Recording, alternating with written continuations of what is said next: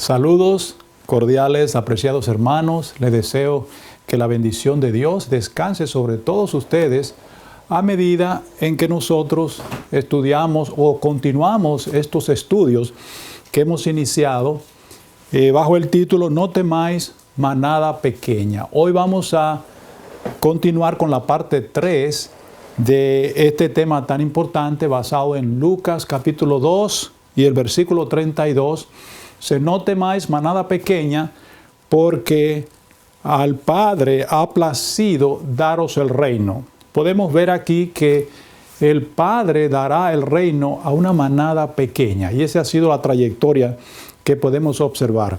Antes de continuar o ir más adelante, quiero recordarle el lema que hemos establecido aquí ya en estos temas que estamos presentando, que se encuentra en 2 Timoteo capítulo 2 y el versículo 7.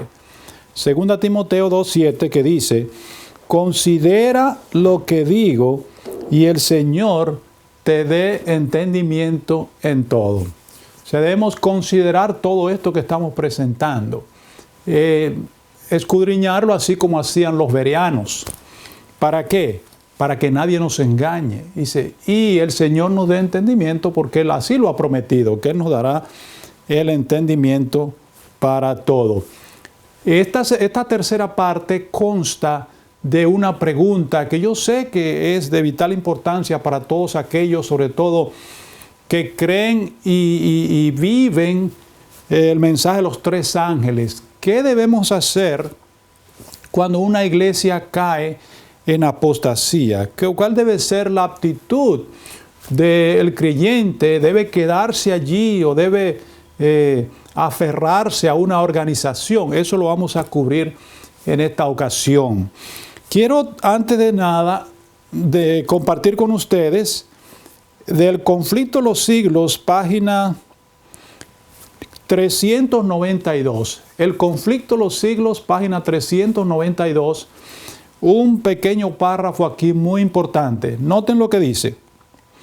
La obra de Dios en la tierra presenta siglo tras siglo sorprendente analogía en cada gran movimiento reformatorio o religioso.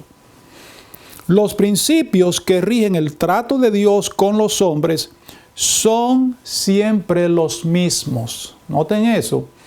Dice que todo lo que ha acontecido en el pasado ha venido siguiendo el mismo patrón. Y dice que los principios del trato de Dios con su pueblo son siempre los mismos. Podemos pensar en el antiguo pueblo de Israel. ¿Por qué fueron rechazados? Porque se apartaron ¿de qué? De la palabra de Dios. Se apartaron de los principios que Dios estableció. Los movimientos importantes de hogaño concuerdan con los de antaño, y la experiencia de la iglesia en tiempos que fueron encierran lecciones de gran valor para los nuestros. Si queremos saber qué va a acontecer o qué debemos nosotros hacer en esta época de apostasía, o donde cunde la apostasía, podemos leer estos párrafos o estudiar la historia del pueblo de Dios y saber qué hicieron los fieles en la antigüedad y nosotros hacer lo mismo. Los fieles a través de la historia siempre aparentan estar ocultos.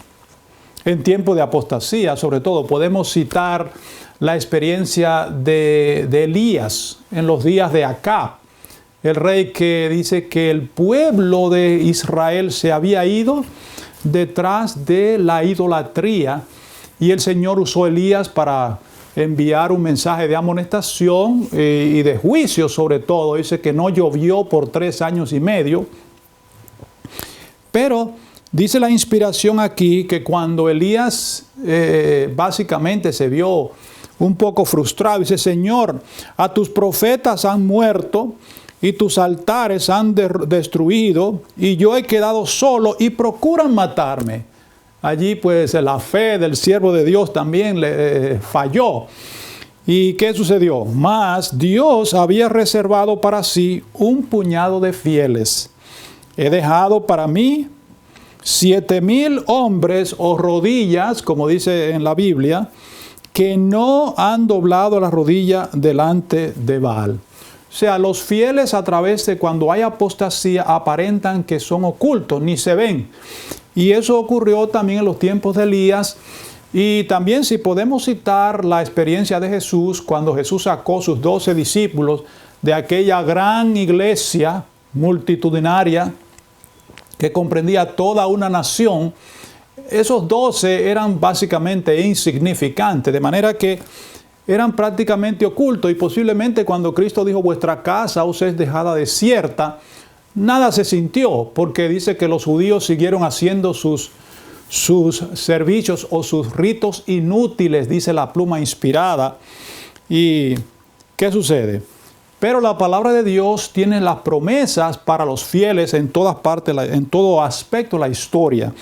En Romanos capítulo 9, versículo 29, Romanos 9, el 29 dice, y como dijo antes Isaías, si el Señor de los ejércitos no nos hubiera dejado un remanente, habríamos llegado a ser como Sodoma y seríamos semejantes a Gomorra. O sea que el plan de Dios es siempre tener un remanente, y quiero recalcar el hecho de que ese remanente sigue y es la iglesia de Dios. Y ese remanente cumple la declaración que Cristo dijo, que las puertas del infierno no prevalecerán contra ella.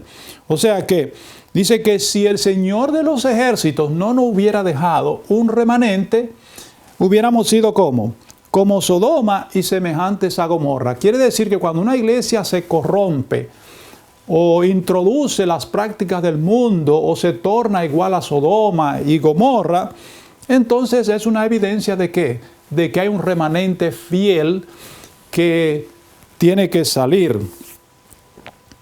¿Por qué? Porque el plan de Dios siempre tiene que cumplirse. Cristo declaró y dice que Dios no puede mentir, que las puertas del infierno no prevalecerán contra ella. Y el ideal final que Dios tiene para su pueblo, para su iglesia, se encuentra en Efesios capítulo 5, donde dice, a fin de santificarla, habiéndola purificado en el lavamiento del agua con la palabra, para presentársela a sí mismo una iglesia gloriosa, que no tenga mancha ni arruga, ni cosas semejantes, sino que sea santa y sin mancha. Eso está Efesios 5, 26 y 27. ¿Cuál es el ideal que Dios tiene? Presentarse una iglesia. Y dice que cuando Él venga, encontrará a su iglesia preparada. Y su iglesia se ha preparado. A ella le fue concedida que se vista de lino fino, y todo eso es el plan de Dios y se va a llevar a cabo, sea con aquellos que han sido llamados hoy o con los que están ocultos hoy en día, pero el plan de Dios tiene que seguir. Pero ¿qué hicieron los cristianos primitivos cuando se introdujo las prácticas del mundo en la iglesia cristiana? Cuando la iglesia creció hasta que se tornó en el papado, dice que la apostasía se introdujo, o el paganismo se introdujo en la iglesia. La hermana White dice que el paganismo fingió haberse convertido, y eso dio resultado la gran opresión, la Inquisición, toda esa gran persecución de la Edad Media, que los fieles tenían que esconderse en los lugares para poder leer la Biblia porque se le quitó la palabra de Dios. Entonces, ¿qué tuvieron que hacer los fieles en esa ocasión cuando ellos vieron toda esta apostasía? Cuando vieron todo este cambio en los principios y no estaban de acuerdo a la palabra de Dios, todas las creencias que tenían. En Conflicto de los Siglos, página 49, dice, tras largo y tenaz conflicto, los pocos que permanecían fieles. ¿Quiénes permanecían fieles? Los pocos, dice allí, el remanente, en otras palabras. Resolvieron romper toda unión con la iglesia apóstata si ésta rehusaba aún desechar la falsedad y la idolatría. Claro, toda esa idolatría se introdujo, que todavía vemos que eso ha crecido la observancia del falso día de reposo, la adoración de imágenes, las creencias de que los muertos están conscientes, todo eso.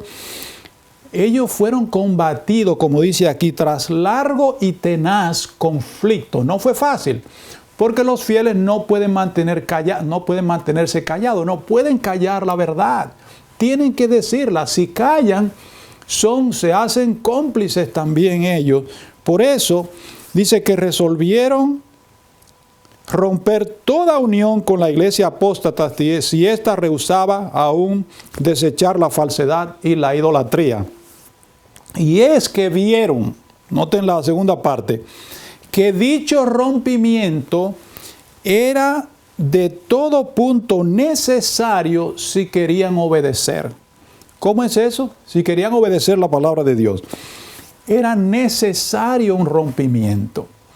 Resulta que cuando uno quiere seguir la verdad en una iglesia apóstata, quieren enseñar, empiezan a mirarlo mal, lo tildan de fanático y todo eso, y es un conflicto constante, y ese no es el propósito del sábado, cuando uno va a la iglesia, que no debemos gozar, y eso, si solamente vamos a hacer un conflicto para los demás, o ser una piedra de tropiezo, porque creen que estamos señalando, porque nosotros hacemos esto y hacemos lo otro, como dice la palabra de Dios. O sea que era necesario, dice, el rompimiento, y por eso así lo hicieron.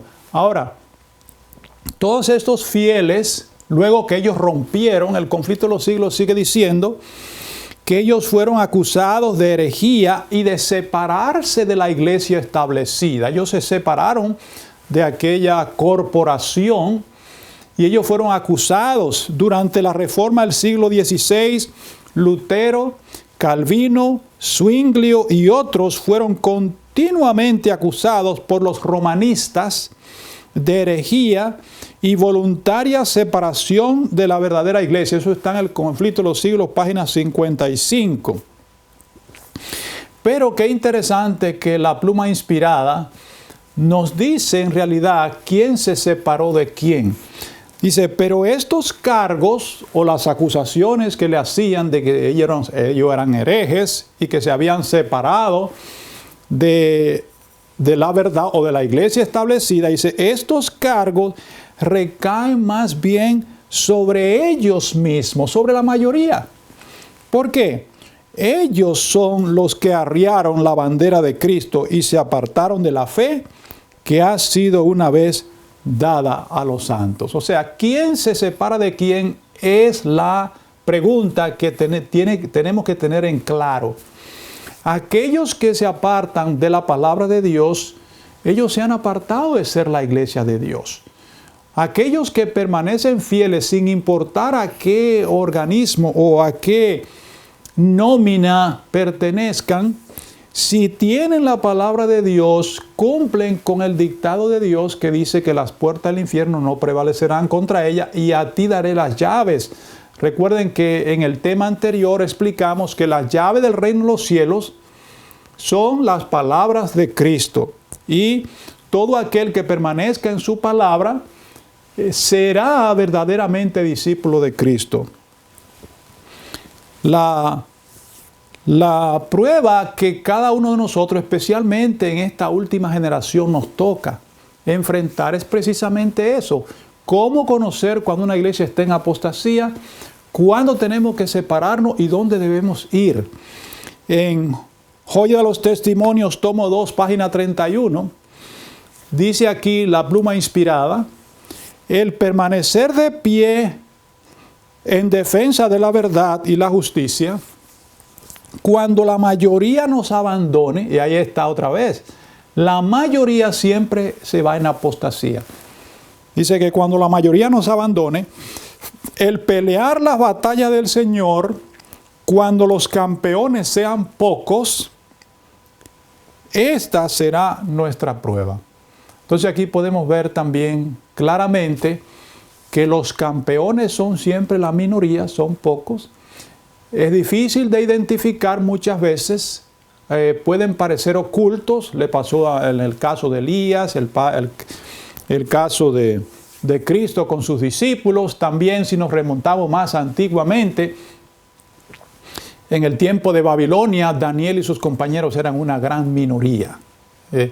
También en los tiempos de Noé, 8 personas eran insignificantes en comparación con toda aquella gran muchedumbre que existía en aquel entonces. Entonces, tenemos que la única garantía que tiene una iglesia en ser reconocida delante de Dios como su iglesia aquí en la tierra es permanecer en la verdad. ¿Saben por qué? No es la corporación, no es la organización lo que hace la iglesia de Dios. No. ¿Por qué? En Joya a los Testimonios, tomo 1, página 590, dice así: los ministros que han predicado la verdad con todo celo y fervor pueden apostatar y unirse a las filas de nuestros enemigos. O sea, la infalibilidad de Dios no está en los hombres. El hombre es finito y voluble sobre todo. Dice que los ministros, aunque son los líderes que fueron llamados y ordenados con ese propósito, ellos pueden apostatar y pueden engrosar las filas de nuestros enemigos. ¿Acaso transforma esto la verdad de Dios en mentira? Bajo ninguna manera. El apóstol dice, el fundamento de Dios está firme. Pueden cambiar la fe y los sentimientos de los hombres, pero la verdad de Dios nunca. Se está proclamando el mensaje del tercer ángel. Este es infalible. ¿Cuál es lo que es infalible? No la corporación que una vez surgió presentando o haciendo uso de esta prédica del mensaje de los 3 ángeles. Dice que la corporación puede irse en apostasía o puede fallar, pero el mensaje nunca. La verdad de Dios permanece para siempre y sobre todo el mensaje del tercer ángel es infalible.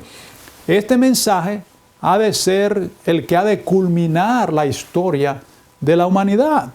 Cuando nosotros nos apartamos de la proclamación de este mensaje, eso es abiertamente una apostasía.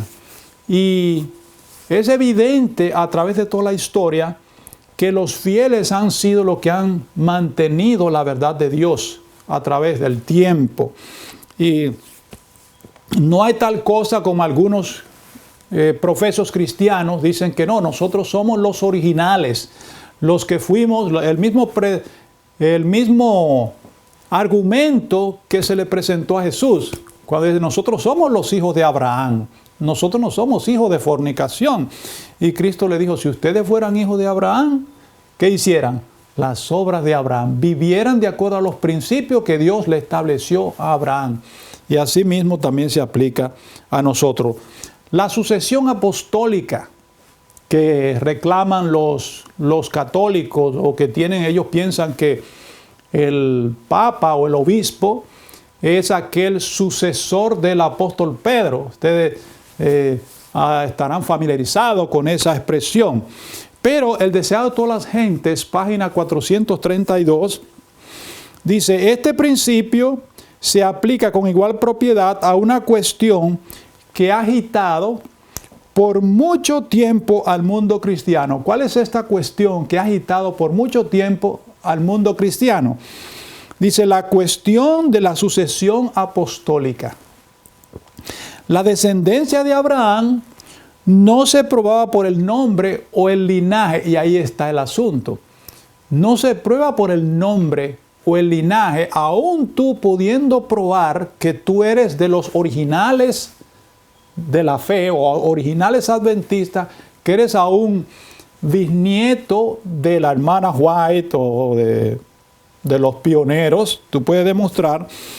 Dice, la descendencia de Abraham no se probaba por el nombre y el linaje, sino por la semejanza de carácter.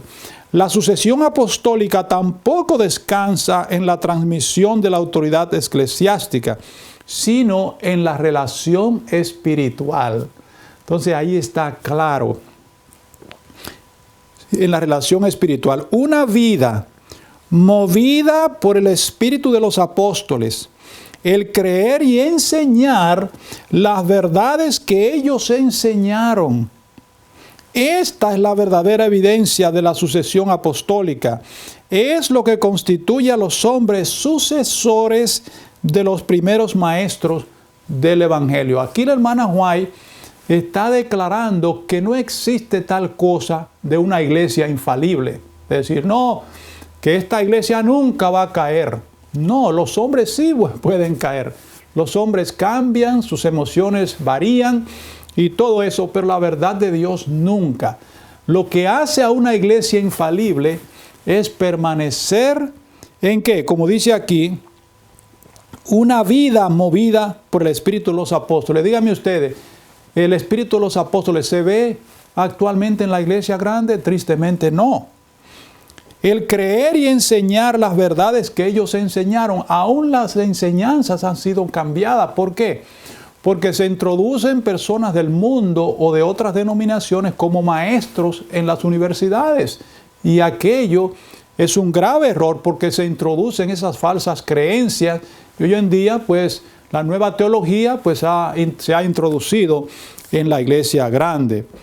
Dice, esta es la verdadera evidencia de la sucesión apostólica. Es lo que constituye a los hombres sucesores de los primeros maestros del Evangelio. O sea que Dios tiene el mismo modelo para siempre. Y Dios siempre tendrá un pueblo que le servirá. Alza tus ojos, página 129, en español, así lo dice. Dice, Dios siempre tendrá un pueblo que le servirá. Es cierto que nosotros vivimos en un periodo de la Odisea, porque mucha gente pregunta, ¿será que después de la Odisea viene otra iglesia? No, hermanos. Esas iglesias reveladas en Apocalipsis 2 y 3 no son sino son periodos de la historia eclesiástica. O sea, desde 1844 para acá, vivimos en el periodo de la Odisea. Sea que seamos bautistas o adventistas o evangélicos o pentecostales o católicos, todos somos parte de la Odisea, porque vivimos en este periodo. No es que una iglesia, no es que la iglesia adventista se llame la iglesia de la Odisea, no. Y de paso, en este periodo que caracteriza la tibieza espiritual, tenemos que recibir el consejo que Dios da a la iglesia de la Odisea. O sea que es en Palabras de Vida al Gran Maestro, página 245, dice, por cuanto los hijos de Israel no cumplieron con el propósito de Dios, fueron puestos a un lado, y el Señor extiende su invitación a otros. Si estos también son infieles, ¿no serán rechazados de la misma forma? O sea que Dios utiliza el mismo método. Israel se creía que el favor de Dios era con ellos sin importar lo que hicieran. Y todavía se creen, porque hay mucha gente que tiene su vista puesta en Israel como nación, porque creen que son los favorecidos. El otro día prediqué en una iglesia acerca de que Israel, la caída del pueblo de Israel y de la profecía de las 70 semanas que estuvieron determinadas sobre él. Y cuando terminé, estaba saludando a las personas. Una persona se acercó y me dijo, ¿te olvidaste de que Israel es la niña de los ojos de Dios? Sí, ella fue que se olvidó que Israel no se refiere a una nación. Israel es un título de los fieles que se le dio luego que él venció y luchó con el ángel. O sea que eso es importante que nosotros comprendamos. Ahora, ¿qué sucede si la iglesia sigue al mundo? En Santiago 4:4 dice que la amistad con el mundo es enemistad contra Dios. Hoy a los testimonios, tomo 2, página 12, dice, si la iglesia sigue una conducta similar a la del mundo, compartirá la misma suerte. O mejor dicho, dice ella aquí, o mejor dicho, como recibió mayor luz, su castigo será mayor que el de los impenitentes. Noten esto, hermano, esto es muy serio. Mientras más luz se le ha dado a una iglesia, más se le demandará. Por eso dice, o mejor dicho, como recibió mayor luz, su castigo será mayor. O sea que esto es algo que debemos meditar y considerar. La iglesia será pesada, Testimonio para la Iglesia, tomo 5, página 83, dice, la iglesia será pesada en la balanza del santuario. ¿Por qué en la balanza del santuario? Porque la única iglesia que fue recibido luz o que recibió luz concerniente al santuario y de paso fue fundada en base a la profecía de los 2300 días que se comprenden únicamente cuando se entiende la obra del santuario. Dice, la iglesia será pesada en la balanza del santuario. ¿Qué hay en el santuario? En la administración que Cristo hace en el lugar santísimo. Allí está el arca de oro, la urna, que contiene ¿qué cosa? Las 2 tablas de los 10 mandamientos, las que Dios escribió con su propio dedo, la vara de Aarón y el maná, que representa la reforma pro salud, que debe ser enseñada al pueblo. Dice, si su carácter moral y su estado espiritual no corresponden a los beneficios y bendiciones que Dios le concedió, ella será hallada falta. De manera que nosotros, o los creyentes adventistas, la iglesia adventista también, en su organización, será pesada en la balanza del santuario. ¿Qué han hecho con esos símbolos preciosos que hay ahí? ¿Han vivido de acuerdo a esos principios? ¿Enseñan ellos que vivimos en el gran día de la expiación, que debemos abstenernos de todas las cosas de este mundo y que la dieta que se le dio al pueblo de Dios en esta generación es una dieta vegetariana? Todo eso debe tomarse en cuenta y ha de ser pesada en la balanza del santuario. Y si no está en armonía con esos mensajes, dice que será hallado falto. Joyas, tomo 1, página 34. Esto fue escrito en el año 1856, cuando la iglesia todavía era joven, o la iglesia grande, adventista, todavía era joven, recién iniciándose. 1856, dice la pluma inspirada allí. Luego me fueron señalados los años 1843 y 1844. Reinaba entonces un espíritu de consagración ahora ausente. ¿Qué le ha sucedido al pueblo que profesa ser el pueblo peculiar de Dios? Vi la conformidad con el mundo, la falta de voluntad para sufrir por la verdad y notable rebeldía ante la voluntad de Dios. En 1856, la pluma inspirada escribe que el Señor le mostró la conformidad con el mundo. Ya se empezaban a infiltrar esas ideas. Y en 1860, 4 años más tarde, también en Testimonio para la Iglesia, volumen 1, página 210, dice, me fue mostrada la baja condición del pueblo de Dios. El Señor le mostró la condición del pueblo y ella fielmente amonestaba y amonestaba a la iglesia en aquel entonces. Dice, Dios no se había apartado de ellos, mas ellos se habían apartado de Él y se habían hecho tibios. Poseen la teoría de la verdad, mas falta su poder salvador.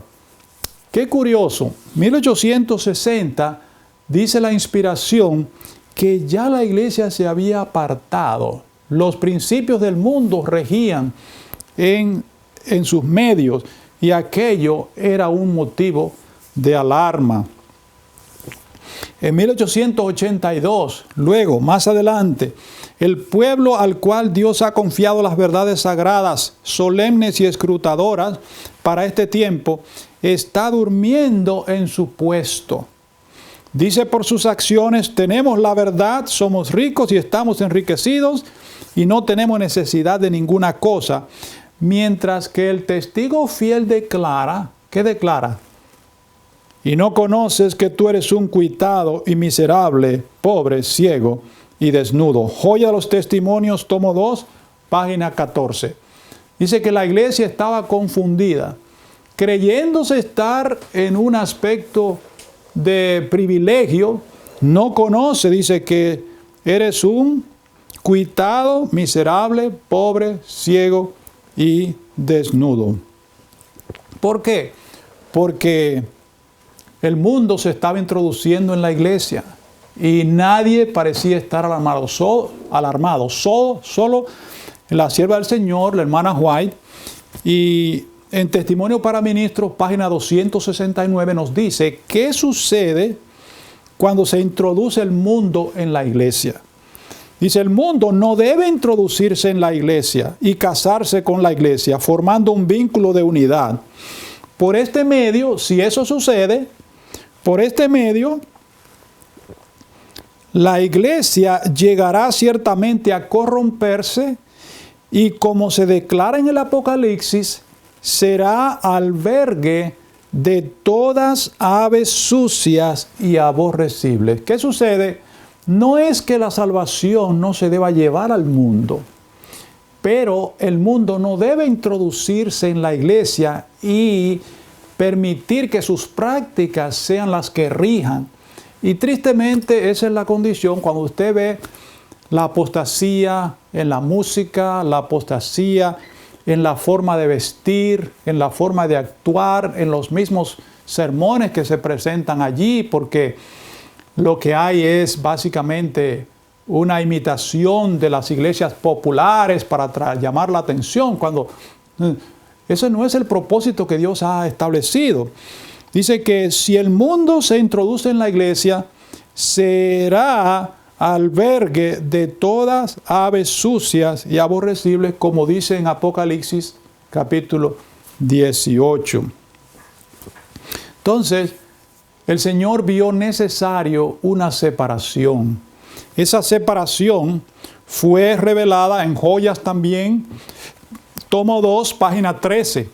Dice, el metal puro y el vil están ahora tan mezclados que únicamente el ojo discernidor del Dios infinito puede distinguir con certidumbre entre ellos. O sea, en la iglesia había una mezcla tan mezclada, como dice aquí, que solo el ojo infinito de Dios podía ver la diferencia entre uno y el otro.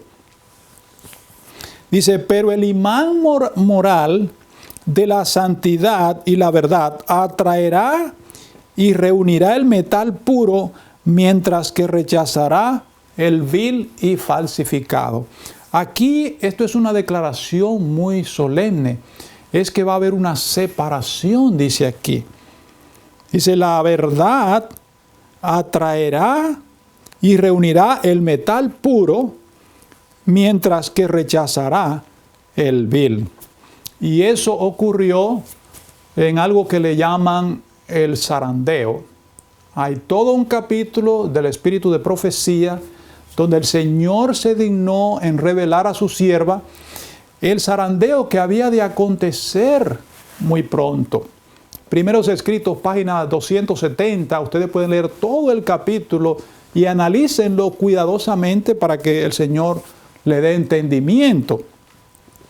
Dice la sierva del Señor aquí, pregunté cuál era el significado del zarandeo que yo había visto. Y se me mostró que lo motivaría el testimonio directo que exige el consejo que el testigo fiel dio a la iglesia Laodicea.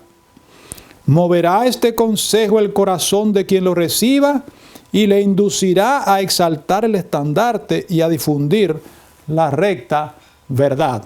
Dice que ese zarandeo lo causaría el testimonio directo que el testigo fiel dio a la iglesia Laodicea.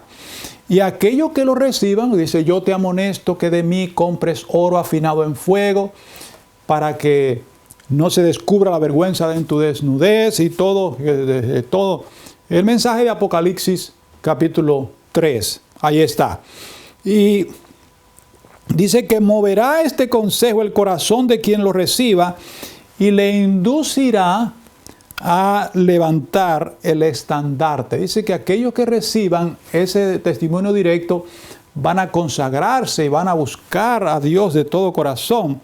Sin embargo, la otra parte del párrafo dice que algunos no soportarán este testimonio directo, sino que se levantarán contra él, y esto es lo que causará un zarandeo en el pueblo de Dios. Vi que el testimonio del testigo fiel había sido escuchado tan solo a medias. El solemne testimonio del cual depende el destino de la iglesia se tuvo en poca estima cuando no se lo menospreció por completo. Dice que ese solemne testimonio, de ahí depende el destino de toda la iglesia. Se menospreció cuando no se tuvo en poco, dice que aquí, o se menospreció por completo, perdón. Ese testimonio ha de mover a profundo arrepentimiento. Todos los que lo reciban sinceramente lo obedecerán y quedarán purificados. Ese zarandeo revelado allí, que ustedes saben que el zarandeo es una separación donde la zaranda se zarandea todo y el trigo solamente queda, lo demás es echado como la paja. Y después de ahí también le fue mostrado a la sierva del Señor que la mayoría, como ya hemos venido enfatizando desde el principio, que siempre la mayoría es quien se va en apostasía.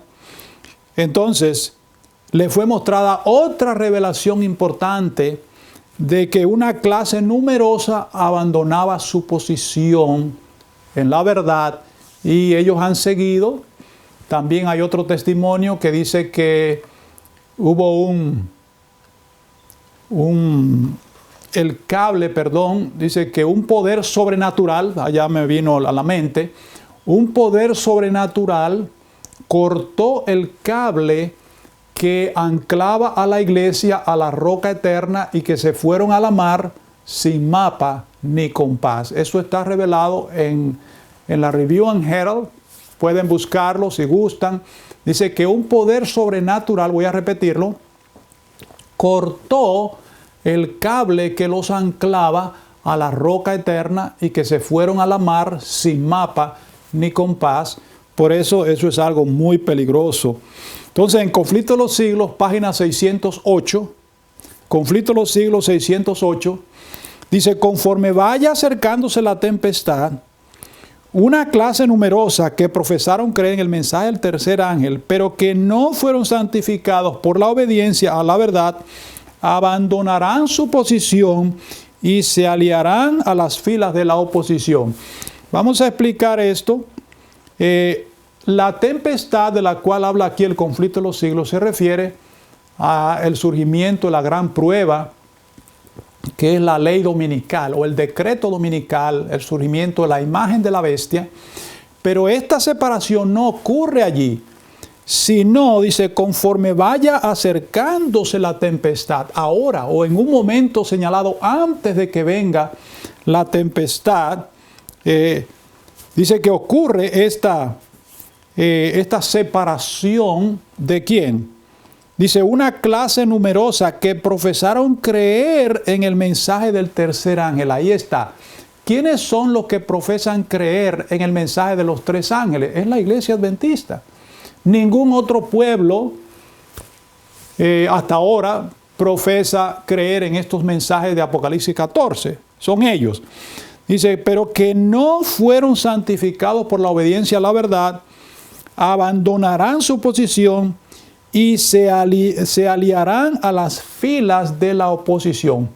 Puede ser que todavía tengan el nombre o puedan tener la corporación que todavía tenga el patente de del nombre adventista del séptimo día, pero según dice aquí este testimonio, que ellos abandonarán su posición y entonces ellos estarán en la fila de la oposición.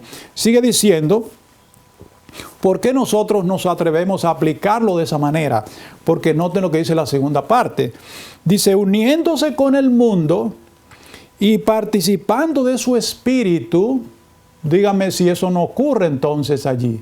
Si no ocurre, bien, no se aplica a ellos. Pero si se ocurre, entonces sí se aplica. Uniéndose con el mundo y participando de su espíritu, llegarán a ver las cosas casi bajo el mismo aspecto. Así que cuando llegue la hora de prueba, entonces cuando llegue la gran prueba de la ley dominical y todo eso, estarán preparados para situarse del lado más fácil y de mayor popularidad. Y ahí está, en busca de la popularidad, se deja de lado la palabra de Dios. Hombres de talento y de elocuencia que se gozaron un día en la verdad, emplearán sus facultades para seducir y descarriar almas. Noten, hombres capaces, de talento. Dice que emplearán sus facultades para descarriar almas. Se convertirán en los enemigos más escarnizados de sus hermanos de antaño. Conflicto de los siglos, página 608. Analicen bien ese texto, mírenlo, escudriñenlo, órenle al Señor y el Señor te dé entendimiento en todo. ¿Qué sucede cuando la gran mayoría está en apostasía? Volumen 5, Testimonio para la Iglesia, página 80. Dice, aquellos que se han mostrado infieles, aquellos que han abandonado la verdad, no les será confiado el rebaño. Noten que aquí ahora menciona que la mayoría de los infieles el Señor no le confía a su rebaño. O sea que Él no reconoce ya esas organizaciones como su rebaño.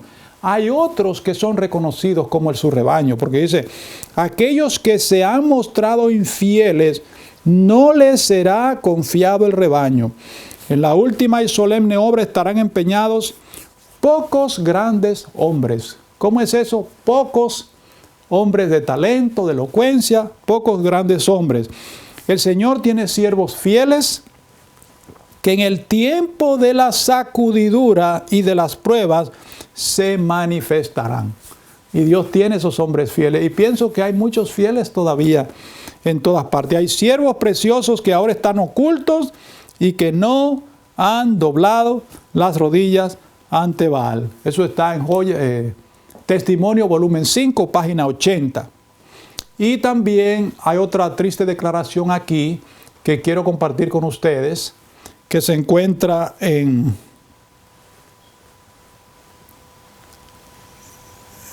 parece que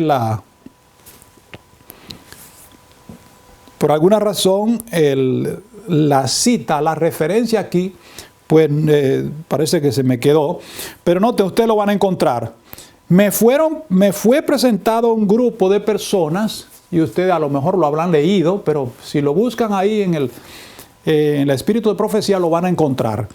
Me fue presentado un grupo de personas bajo el nombre de adventistas del séptimo día que aconsejaban que el estandarte o la señal que nos hace un pueblo singular no se hiciera ondear en forma tan destacada. ¿Cómo fue eso? El Señor aún le mostró un grupo de personas bajo el nombre de ¿quién? Adventistas, que aconsejaban que que el estandarte de la verdad no se hiciera ondear tan destacadamente, escondiendo los colores que Dios ha revelado.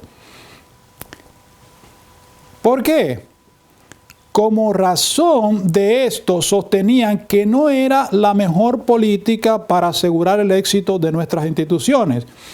Pero este estandarte distintivo ha de llevarse por todo el mundo hasta el fin del tiempo de gracia. Juan dice al describir al pueblo remanente de Dios, aquí está la paciencia de los santos, los que guardan los mandamientos de Dios y la fe de Jesús. O sea que realmente es algo triste de que hay ese gran grupo con ese nombre que aconsejan que la verdad no sea destacada tanto. Si usted ha tenido experiencia similar, a lo mejor puede estar de acuerdo conmigo. Pero una de las cosas también que confunden a muchos fieles, yo sé que hay almas sinceras que buscan de todo corazón y aman su iglesia aman al Señor y quisieran ellos ser parte de los redimidos de la iglesia remanente. Pero muchas veces malinterpretamos ciertos párrafos de la Biblia, del Espíritu de Profecía, como este que voy a compartir con ustedes. Mensajes Selectos, tomo 2, página 201. Mensajes Selectos, tomo 2, página 201. Noten lo que dice aquí. Puede parecer que la iglesia está por caer, pero no caerá. Aquí esta parte me lo han citado muchas veces los hermanos sinceros que buscan defender su iglesia y de destacar la descendencia apostólica que hablamos hace poco. Dice, puede parecer que la iglesia está por caer, pero no caerá. Ella permanece en pie. Mientras los pecadores que hay en Sión son tamizados, mientras la paja es separada del trigo precioso, es una prueba terrible y sin embargo tiene que ocurrir. Y ahí está la clave. Hermanos, ¿cuál es la iglesia que no va a caer de acuerdo a este testimonio? Dice, es aquella donde los pecadores son tamizados. La palabra tamizar es como el tamo que es sacado o el viento se lo lleva. O sea, cuando una iglesia deja de excluir o de establecer un orden, cuando una dama que se llama cristiana, por ejemplo, no viste de acuerdo a como Dios ha establecido en su palabra, como una dama modestia o la modestia cristiana, ¿cuál es el deber de la iglesia? Reprende, corrige, exhorta con toda paciencia y doctrina y también disciplinar. Y muchas veces excluir de sus congregaciones a aquellos que persisten en el pecado. ¿Cuántas cosas se permiten en la iglesia? El adulterio, la fornicación, la violación del sábado, todo eso, el comer como los mundanos, todo eso.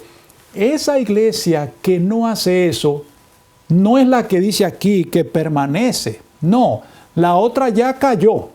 Aquellos que no hacen, como dice aquí la palabra, voy a repetir la primera parte, dice, puede parecer que la iglesia está a punto de caer, pero no caerá. Ella permanece. Mientras los pecadores que hay en Sión son tamizados. O sea, que la iglesia que permanecerá es aquella que tiene normas establecidas, normas fieles de acuerdo a la palabra de Dios, que tiene principios. Que cuando un hermano cae en pecado o tristemente se va detrás de las cosas del mundo, es excluido de la iglesia. Ese texto ha sido bien mal interpretado tristemente por la mayoría.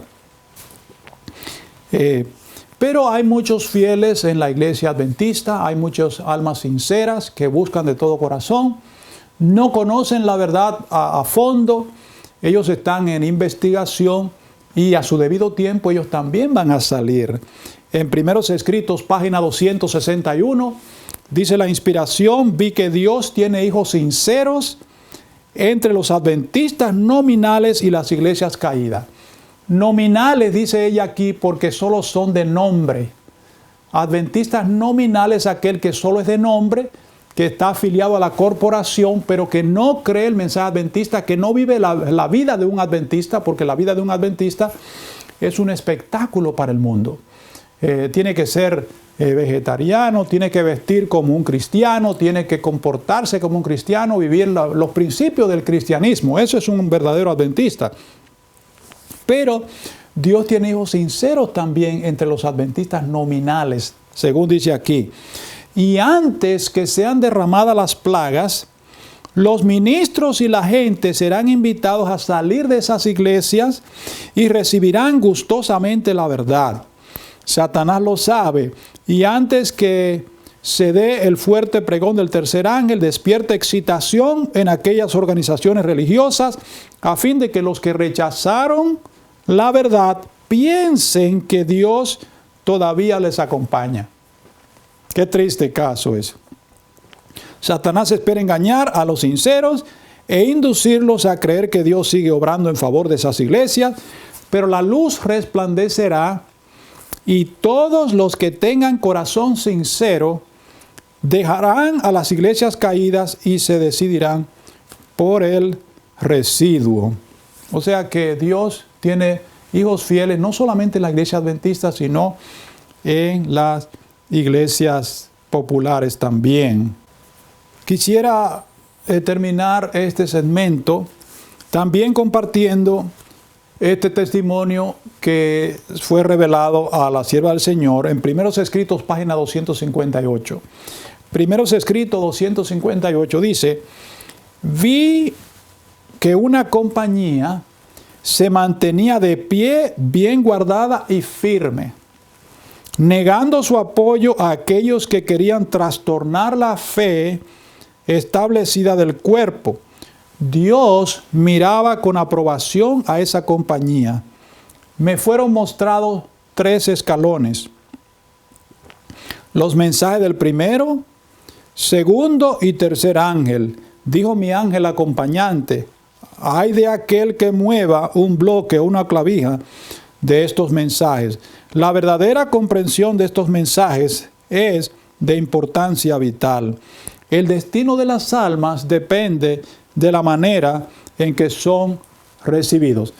Este testimonio declara básicamente la buena noticia de que siempre hay un remanente.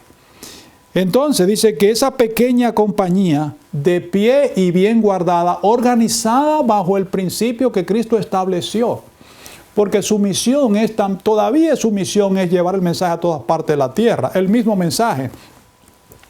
Todavía su misión es llegar a la unidad de la fe. Todavía su misión es que todos hablemos la misma cosa, que no haya entre vosotros desavenencias, que no haya divisiones, y que ese pueblo sea aquel que dice, para presentársela a sí mismo como una iglesia gloriosa, que no tuviese mancha ni arruga, sino que fuese santa y sin mancha.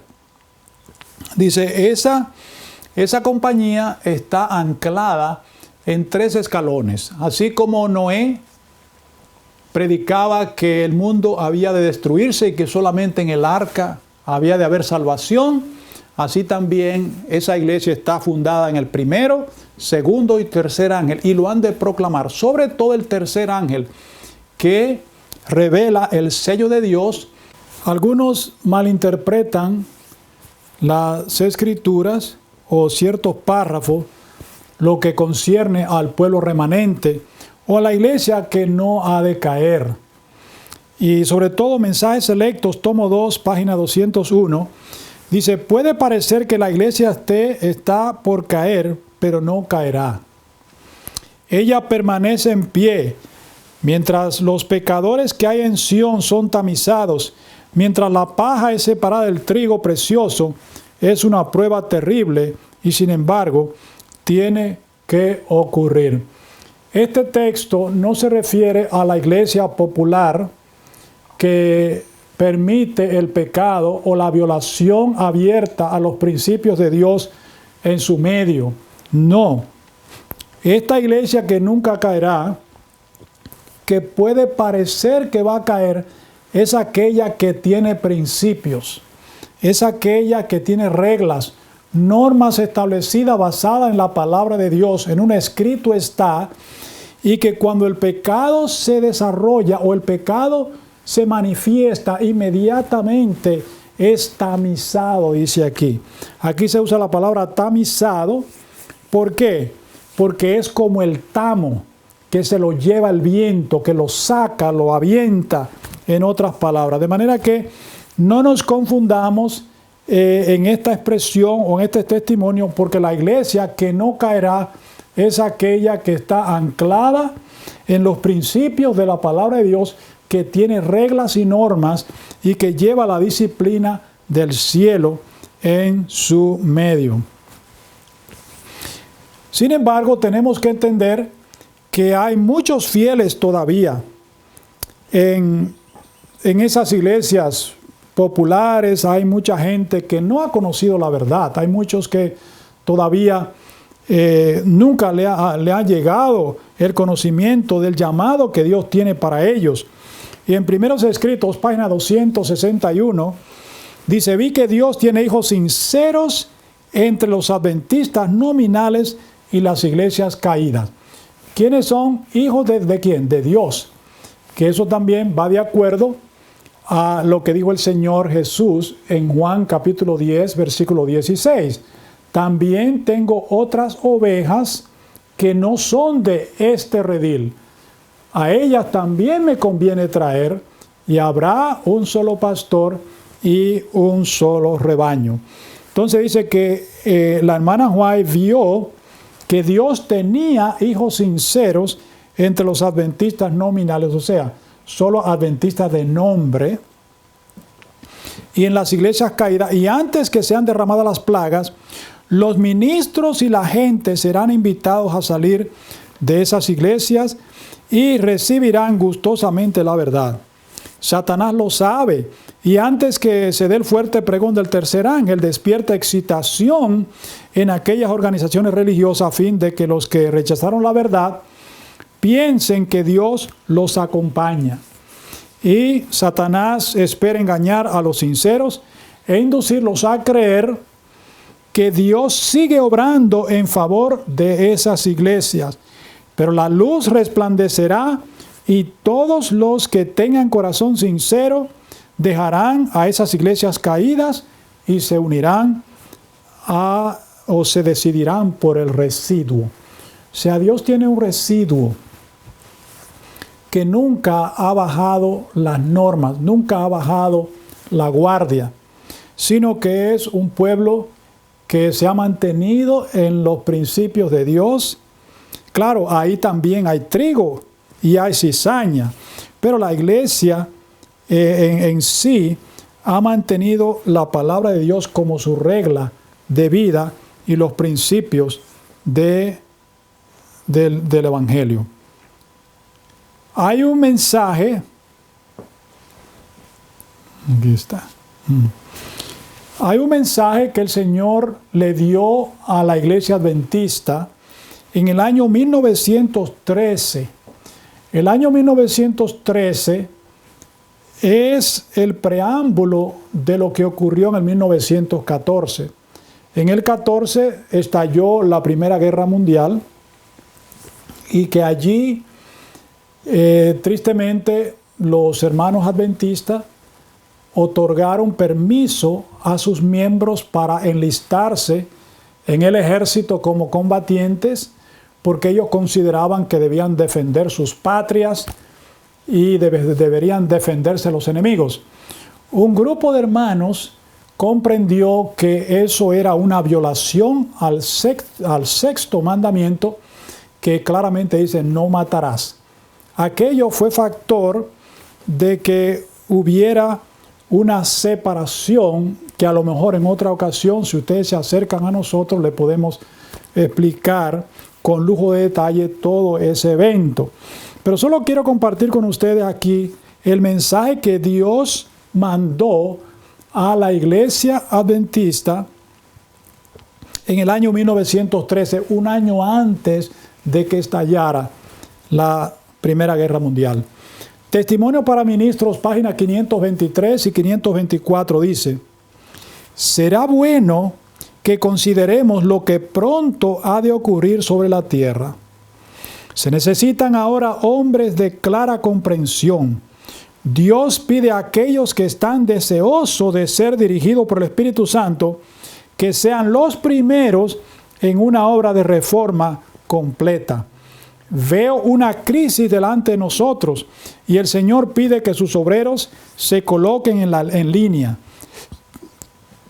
Toda alma debe estar ahora en una posición de consagración más profunda y más verdadera a Dios que durante los años pasados. Noten que aquí ella urge a la administración. Fue enviado a un boletín a la conferencia general, dice, haciendo un llamado, dice, pronto ha de ocurrir algo en la tierra, algo serio, se necesita un llamado, dice, a hombres que sean los primeros que inicien una obra de reforma completa. El Señor hizo su llamado He sido profundamente impresionada por las escenas que recientemente han pasado delante de mí en horas de la noche. Parecía haber un gran movimiento, una obra de reavivamiento que ocurría en muchos lugares. Nuestros hermanos se colocaban en línea respondiendo al llamado de Dios. Hermanos míos, dice ella al final, el Señor nos está hablando. ¿No escucharemos su voz? ¿Será coincidencia que este mensaje fue enviado un año antes de aquella división a la cual le mencioné, 1913? Tristemente, cuando se rechaza la luz, es seguido por una ceguera espiritual. Y Dios no pasa por alto ese pecado. ¿Por qué? Joya de los Testimonios, tomo 3, página 251. Joyas 3, 251 dice, la iglesia adventista del séptimo día debe ser pesada en la balanza del santuario. Será juzgada conforme a las ventajas que haya recibido. Si su experiencia espiritual no corresponde a los privilegios que el sacrificio de Cristo le tiene asegurados, si las bendiciones conferidas no la capacitaron para cumplir la obra que se les confió, se pronunciará contra ella la sentencia hallada falta. Será juzgada según la luz y las ocasiones que le fueron deparadas. De manera que nosotros somos juzgados de acuerdo a la luz que hemos recibido. Dios no nos va a pedir cuenta de la misma forma que le pedirá a los hermanos de otras denominaciones. La iglesia adventista ha tenido gran luz y es un delito grave rechazarla, y por eso dice que será pesada en la balanza del santuario, porque ellos conocen la verdad del santuario. Por la gracia de Dios, también después de todo ese mensaje que se revela en las Escrituras, el Señor también le revela de una pequeña compañía que se mantenía firme. Primeros Escritos 258, dice así la sierva del Señor: vi que una compañía se mantenía de pie, bien guardada y firme, negando su apoyo a aquellos que querían trastornar la fe establecida del cuerpo. Dios miraba con aprobación a esa compañía. Me fueron mostrados 3 escalones, los mensajes del primer ángel, del segundo y del tercero. Dijo mi ángel acompañante: ay de aquel que mueva un bloque o clavija de estos mensajes. La verdadera comprensión de esos mensajes es de importancia vital. El destino de las almas depende de la manera en que son recibidos. Entonces, hermanos, esa pequeña compañía también cumple con el mismo método que hemos venido analizando, de que siempre hay un remanente, y que cuando una iglesia crece y permite que el mundo entre a ella y establezca sus principios mundanos, es porque Dios se ha reservado un remanente, lo ha separado, porque esa es la misión de la iglesia verdadera. ¿Qué debemos hacer cuando hay apostasía entonces en una iglesia? Segunda de Corintios capítulo 6,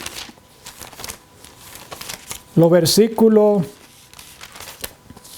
14 en adelante, dice: no os unáis en yugo con los infieles, porque ¿qué compañía tiene la justicia con la injusticia? ¿Y qué comunión la luz con las tinieblas? ¿Y qué concordia Cristo con Belial? ¿O qué parte el fiel con el infiel? ¿Y qué concierto el templo de Dios con los ídolos? Porque vosotros sois el templo de Dios viviente, como Dios dijo: habitaré y andaré en ellos, y seré el Dios de ellos, y ellos serán mi pueblo. Por lo cual, dice el versículo 17, salid de en medio de ellos, y apartaos, dice el Señor, y no toquéis lo inmundo, y yo os recibiréis. ¿Cuál es la orden de Dios? Cuando Dios conduce a los seres humanos a identificar la apostasía de una iglesia, apostasía es porque se ha desviado de los mandatos divinos y han establecido su propia justicia, como hicieron los fariseos.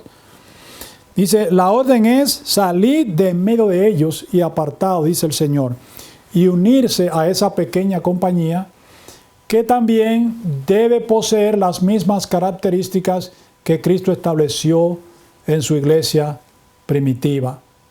Y dice el versículo 18, y yo seré a ellos por padre, y ellos me serán a mí por hijos e hijas, dice el Señor Todopoderoso. Es interesante resaltar el hecho de que Dios reconoce a aquellos que están apartados, a aquellos que tras largo y tenaz conflicto, dice, decidieron apartarse completamente de aquellas iglesias caídas.